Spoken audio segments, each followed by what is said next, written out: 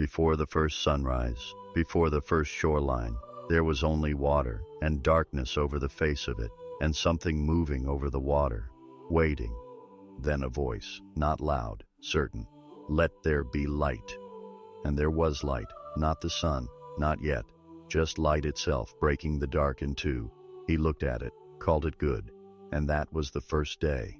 On the second day, he pulled the waters apart, some below, some held up above like a roof over the world. In between, open sky, room to breathe, room for weather, and birds that didn't exist yet, and clouds with nowhere else to go. On the third day, the water pulled back and dry ground stood up out of it for the first time, and the moment it did, green, grass, trees, fruit already hanging heavy on the branch before anyone was there to eat it. He made abundance before he made an audience. On the fourth day, the sun to rule the day, the moon to rule the night, and scattered between them more stars than could ever be counted, hung there the way you'd hang lanterns in a room you were building for someone you loved. On the fifth day, the water filled with living things, creatures too strange and too many to name in a single breath, and the sky filled with wings, everything that could swim, everything that could fly, all of it moving on the fifth day. On the sixth day, the ground itself seemed to open up, every animal that would ever walk it, all at once, livestock, wild things, creatures that crawled low to the earth. The world was, by now, entirely, unmistakably alive.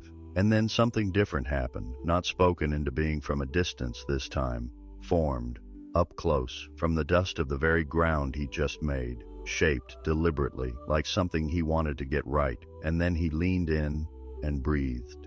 Not a word this time, a breath, directly into him, and the man became a living soul. 6 days of making, and on the seventh, he stopped. Not because he was tired, because it was finished. He looked at everything he'd made, every single piece of it, and he called it very good. And then he rested, in the middle of it, like a man sitting down in a house he'd just finished building. East, in a place called Eden, he planted a garden. Not the whole world, a garden inside it. 4 rivers ran out from it in every direction like it was the very center of everything. And in the middle of that garden, 2 trees, unlike any of the others. One was the tree of life, the other, the tree of the knowledge of good and evil. Both real, both growing. Only one of them came with a warning. He gave the man work before he gave him trouble. Tend the garden, name what lives in it. So the man walked among all of it, every creature he'd just watched come into being, and looked closely at each one. And somewhere in that long, quiet work, he noticed something. Not one of them was like him. Not one of them looked back the way he was looking. So he caused a deep sleep to fall over the man. And while he slept, he took something from his own side, not the dust this time, something already living, and shaped it into another. When the man woke and saw her, he didn't reach for a name from the animals he'd just spent all day naming. He said, "This finally is bone of my bone, flesh of my flesh, woman," because she was taken out of man. One rule, only one: eat freely from every tree in this garden without limit, except one. The day you eat from the tree of the knowledge of good and evil, you will certainly die. Not a trap, not fine print, just one boundary in an entire garden of yes. And for a while, we don't know how long, that was simply life. Walking together in the cool of the evening with the one who'd made them. No shame between them. None. They were naked, and it never once occurred to either of them to notice. Now the serpent was more cunning than any other creature he had made, and it had questions. It found her, alone, near the one tree that had ever come with a warning. Did God really say, "You can't eat from any tree in the garden"? A small twist.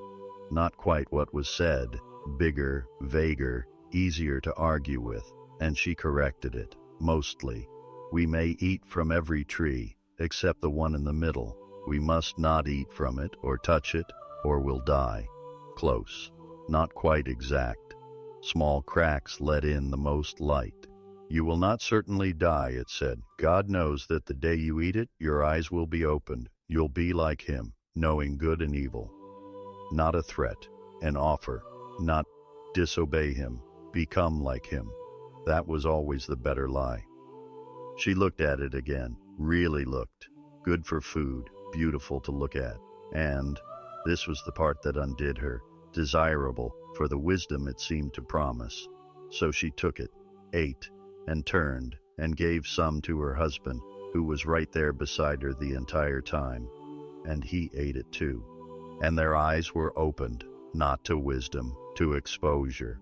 The very first thing they understood with their new knowledge of good and evil was that they were naked, and for the first time in their lives that felt like something to hide. So they sewed fig leaves together, and when they heard him walking in the garden in the cool of the day, they hid.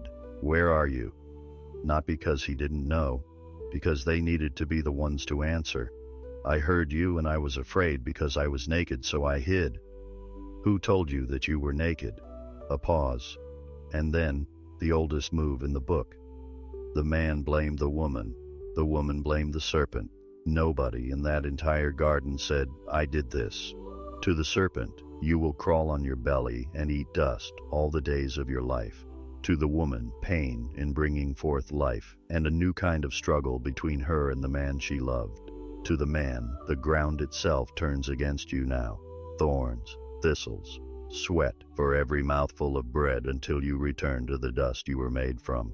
But even here, even now, there was a promise buried inside the punishment.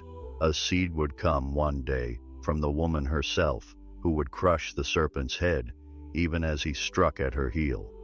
And before he sent them out, he didn't leave them in their fig leaves. He made garments from skin with his own hands and clothed them himself. Judgment and mercy in the very same breath. So he sent them out east of Eden and set a flaming sword to guard the way back to the tree of life. Not out of spite, because a person who has just chosen death should not also reach for forever. That's where the story leaves them, outside the garden, in a world that now had thorns in it, walking toward a life neither of them had asked for. But it's not where the story ends. Every single thing this channel will tell you from here forward, every epic, every parable, every quiet moment of grace in a broken world starts from right here. This is the Scriptorium. New chapters every week. Subscribe and let's keep going.